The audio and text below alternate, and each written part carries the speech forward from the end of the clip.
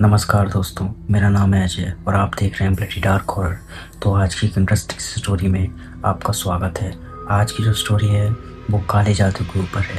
आपने अक्सर सुना होगा कि रात में अगर कहीं भी जाते हुए आपको सुनसान रास्ते पर नींबू मिर्ची या सिंदूर से बना कुछ भी दिखे तो उसको कभी भी क्रॉस मत करना, बस उसके बगल से निकल जाना।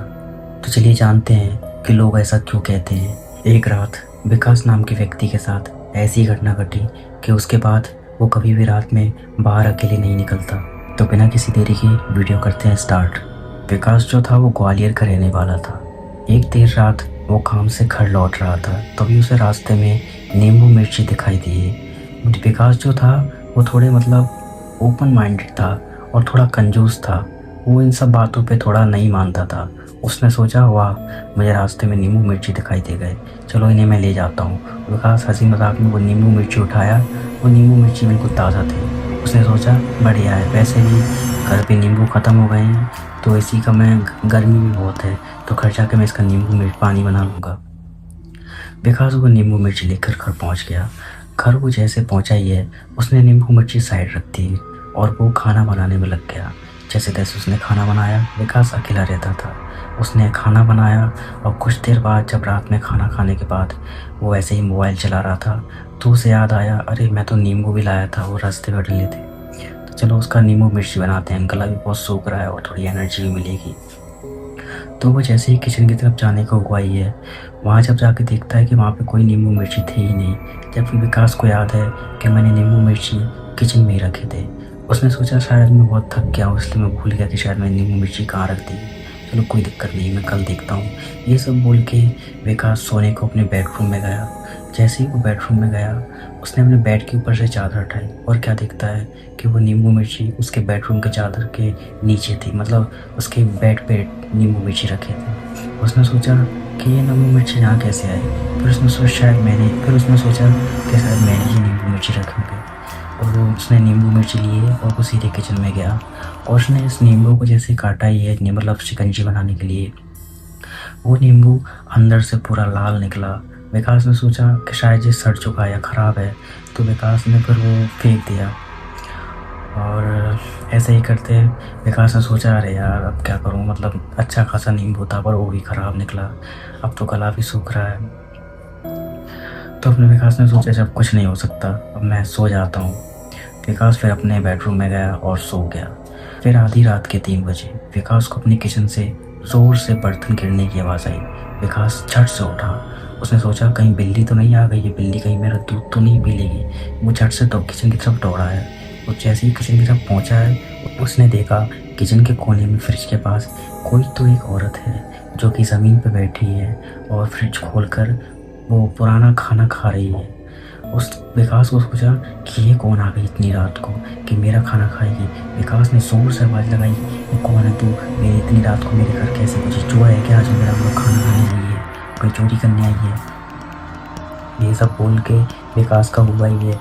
तभी वो औरत झट से पीछे पलटी और जैसे ही विकास ने उसका चेहरा देखा, विकास इतना डर गया कि वो जोर से चिल्लाया और बाहर की तरफ भागा। जैसे तैसे वो अपने घर के बाहर निकला। उसके घर के बगल में उसका ही दोस्त रहता था। उसने अपने दोस्त को बुलाया। उसके दोस्त का नाम था मुकेश। मुकेश जैसे ही पक के आया, विकास ने मुकेश को पूरी बात बताई।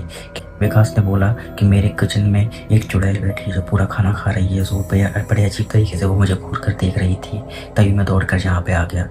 मुकेश ने विकास से बोला, तूने दारू पीना चालू कर दिया है क्या, तू पीकर आया है, कौन सा नशा किया है तूने, बता तुझे क्या हुआ इतनी रात को, तू मेरा नींद खराब करने आ गया। विकास ने सोचा मैं मजाक नहीं कर रहा हूँ तेरी कसम, तो जल्दी मेरे साथ चल, मैं तुझे दिखाऊंगा। मुकेश दौड़ के विकास के संग गया।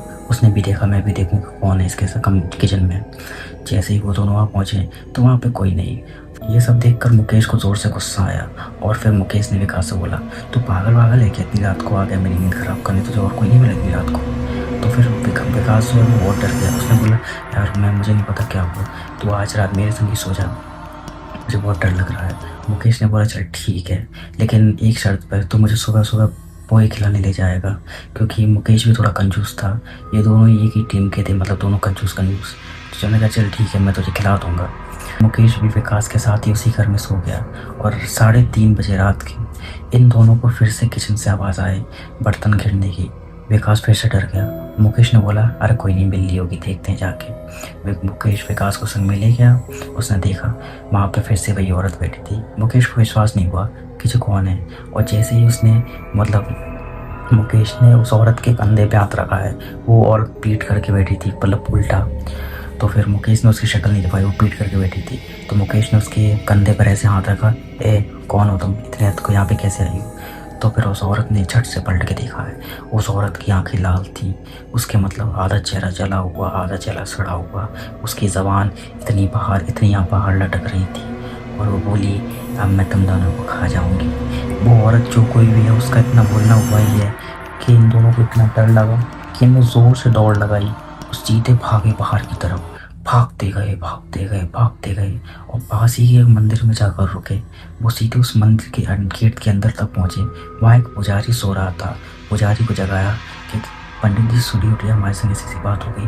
पंडित जी ने पहले तो उन्हें देखा और बोला, क्या हुआ, कोई नशा करके आए हो क्या? नशा करके आए हो तो मंदिर के अंदर मत घुसो।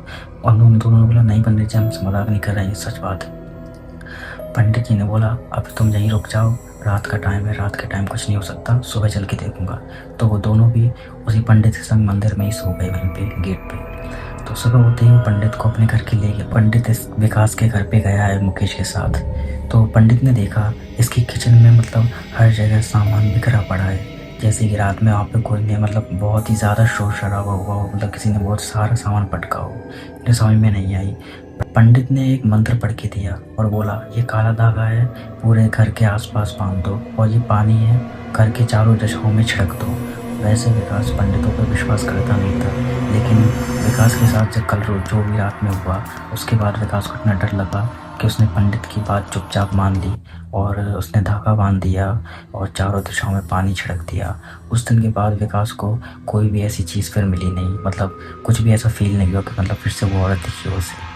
लेकिन विकास ने एक बात सीख ली कि हर बार कंजूसी अच्छी नहीं होती।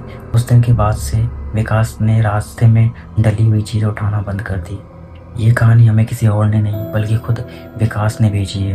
विकास ने बोला कि मेरे साथ जो भी हुआ, मैं नहीं चाहता किसी और के साथ हो, इसलिए आप ये स्टोरी पूरी दुनिया को बताओ कि मेरे साथ ऐसा क्या हुआ। उम्मीद करता हूँ कि आप सबको ये स्टोरी अच्छी लगी होगी। अगर आप सबको ये स्टोरी अच्छी लगी है और कुछ सीखने को मिला है, तो मेरे चैनल को लाइक कीजिए, सब्सक्राइब कीजिए और बने रहिए मेरे साथ। और अगर आपके साथ भी कोई ऐसा हॉरर इंसिडेंट हुआ है जो आप चाहते हैं कि मैं दुनिया को पूरी दुनिया को बताऊं कि आपके साथ क्या हुआ, तो आप मुझे अपनी स्टोरी मेरे इंस्टाग्राम पेज पर लिख कर भेज सकते हैं। मैं आपकी स्टोरी ज़रूर पढ़ूंगा और उस पर वीडियो बनाकर दुनिया को बताऊंगा कि आपके साथ ऐसा क्या हुआ। तो तब तक के लिए बने रहिए मेरे साथ। अगली स्टोरी में मिलते हैं फिर किसी हॉरर स्टोरी के ऊपर। तब तक के लिए बाय बाय।